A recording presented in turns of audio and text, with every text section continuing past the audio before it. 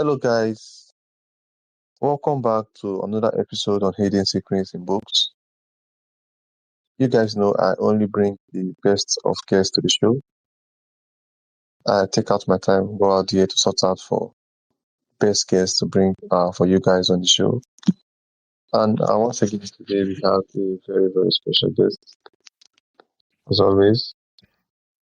Today's guest is, I struggle to pronounce her name, but today's guest is, I will give the guest the audience of introducing herself. So let's meet you. Well, hi, it's nice to be here. So my name is Wednesday. Um, yeah, I'm an art therapist and an author, and I look forward to our chat today. Nice, thank you so much. Our guest for today is a therapist. He's an expressive art therapist, board certified art therapist, licensed counselor, researcher, author, and educator, whose work helps people reconnect with their bodies and transform trauma through creativity, drawing from both professional expertise and lived experience as a queer, non-binary person living with physical disabilities. They bridge the worlds of psychology, somatic healing, and artistic expression. Their books, including Queer Expressions, Hex and Flesh and Skeletons, Sequence, and Kane, explore trauma, identity, resilience, and the healing power of art. Please, Wednesday, welcome to the show. Well, thank you. Okay, so what first led you to express art therapy? And for those who don't know what art therapy is, you should also break it down for them. Sure. So expressive arts therapy is essentially where the arts, including traditional kind of visual arts, dance movement, drama, and creative writing, meld into the actual clinical therapeutic process. It connects to your brain in a very different way. So it can help people do things like process trauma, um, learn to deal with different triggers or physical reactions as well as emotional reactions. And it is actually really good for a lot of issues. I think a lot of people think of it, they think of children, but it really can help adults with much bigger issues. So, like, I specialize in eating disorders. I see that really helpful for people that really struggle with issues that words can't always express what someone is experiencing. Um, and I kind of came into that at a younger age. I was really lucky. I had a great art teacher who actually introduced me to art therapy and kind of what it was, and did a bunch of research and kind of went on my way in my education. And when it was time for graduate school, I was volunteering at a pediatric oncology unit, and they had an art therapist that would do art therapy with the families and the kids while the children were getting their different chemotherapy treatments. And I just really opened my eyes to how special and important art can be as part of someone's healing process, but also healing families and being able to connect with each other as human beings. And so now we're here, 15 years later. Okay, so how has this journey, I'm just curious, how did your own journey shape the work you are doing today? I think that for me personally, a lot of my experiences growing up were really using art for my own healing. Art was really a way for me to feel like I was being seen or valid as a person. Grew up with a lot of trauma and really found it was helpful to process that. And then, over time, art became a really big part of my own journey and kind of figuring out who I was and what I wanted to do in the world. And really kind of drove home for me why I wanted to do this with other people, because I had experienced firsthand throughout my life what it felt like to have a safe space within the arts. Great, thank you so much. I want to say. So, moving on, what is somatic art therapy, and why can't it reach places that traditional talk therapy, and why can it reach places that traditional talk therapy sometimes cannot?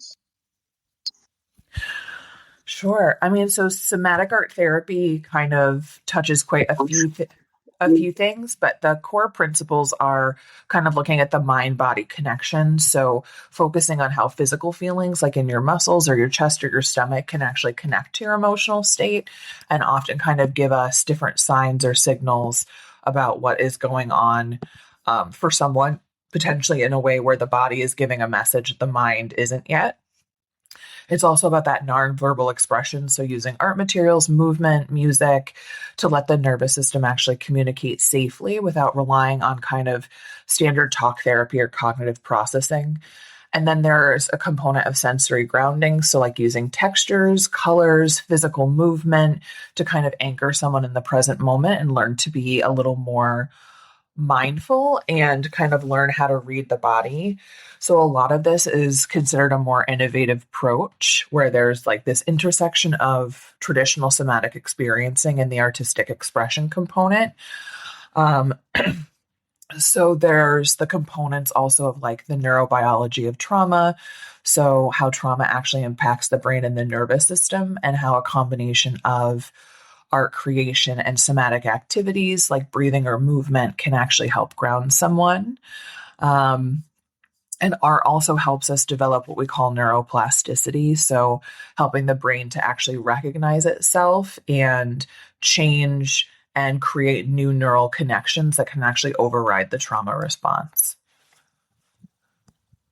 Okay, so why do so many people become disconnected from their bodies after trauma?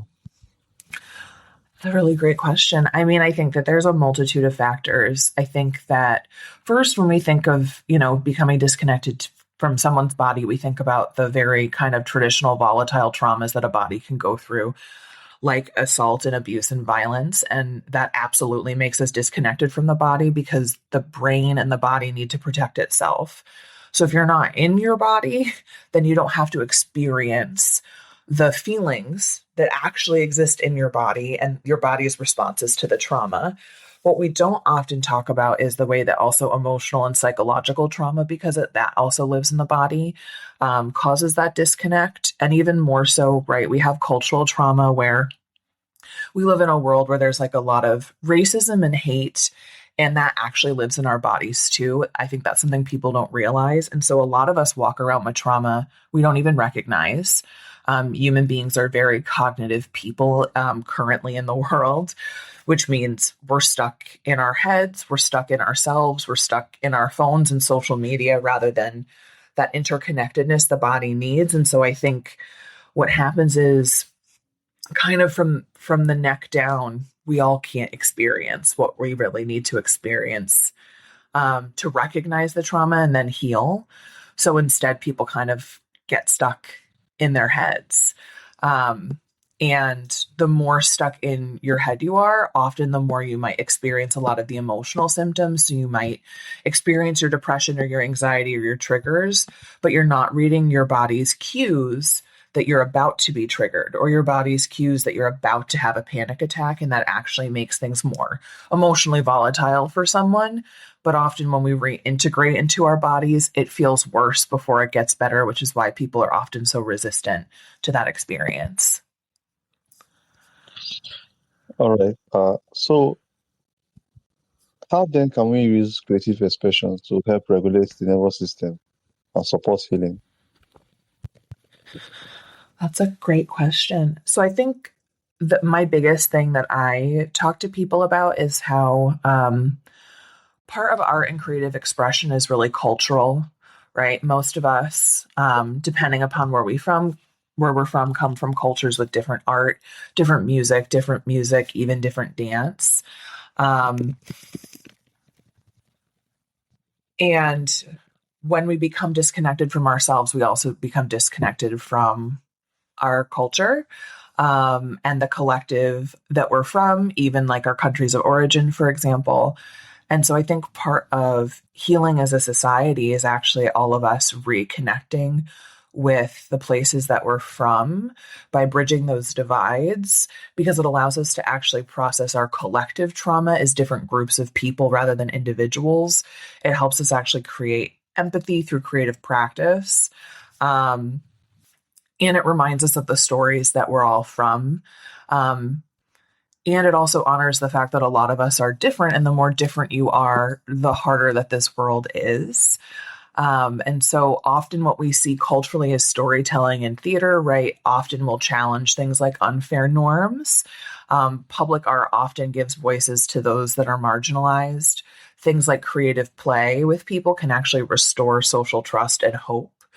And so I think that a big part of this is art is not a solitary experience or a solitary expression. I think it can feel like that when you're, say, alone in your studio or your room painting, but ultimately we make art where we get ideas from the world around us and the culture we're from. And then when people view them or participate in it, we're actually healing together if we allow ourselves to kind of be open to that experience.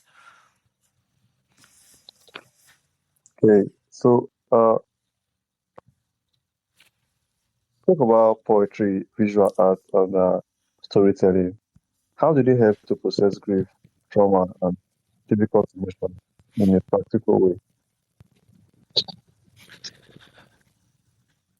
So, specifically for me, visual arts and storytelling, when I do it with clients, um, a lot of it for me is about turning those hard to reach feelings into this physical shape to bypass kind of the limits of words and try to build safe emotional control for someone.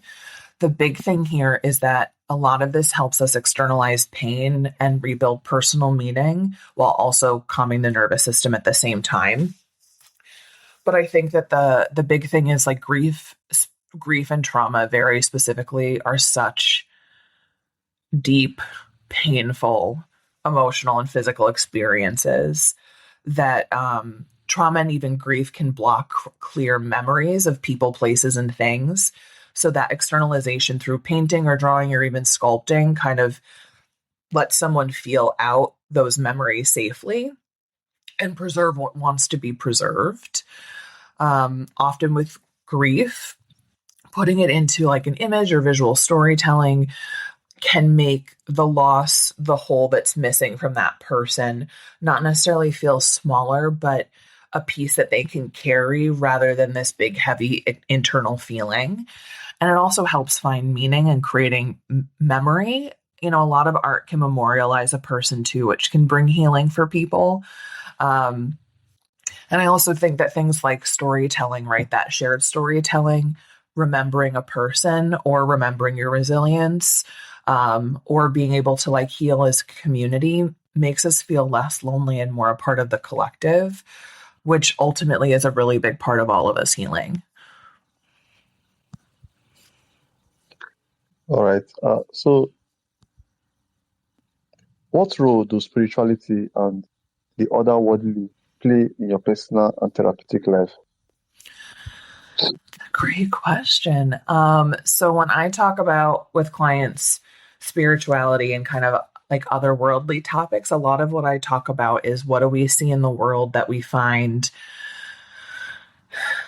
magical or like we're getting a sign from something. And the sign from something could just be someone has a connection to a symbol and it speaks to them and it motivates them. Or it could be that they believe that it's a spiritual sign from God or from the spirits that they believe in, whatever someone's personal practice is.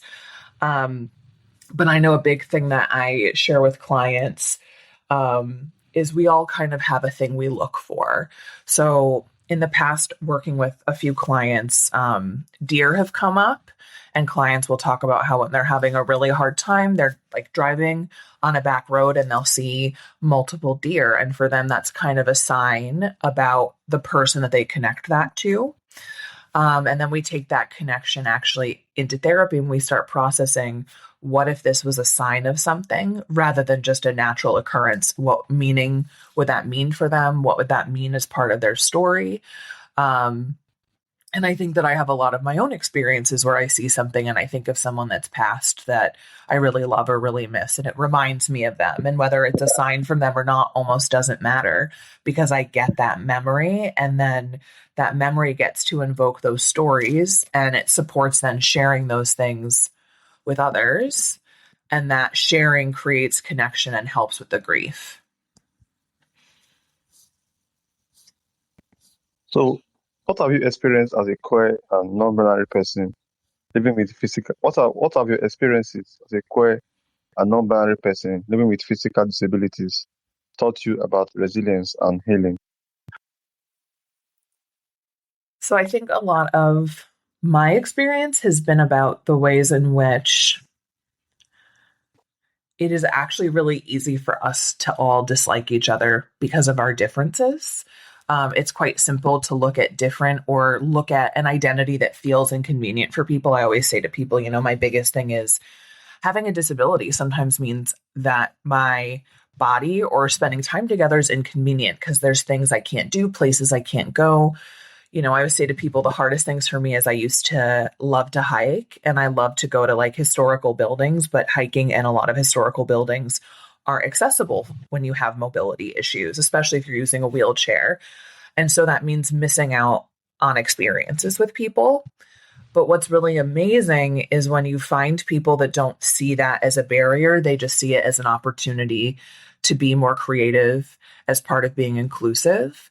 And so I've kind of experienced what it means to not be able to access space or be welcome in space. And at the same time, to find people that not only does the difference not matter to them, but to them, it's just a thing that you work around like you would anything else.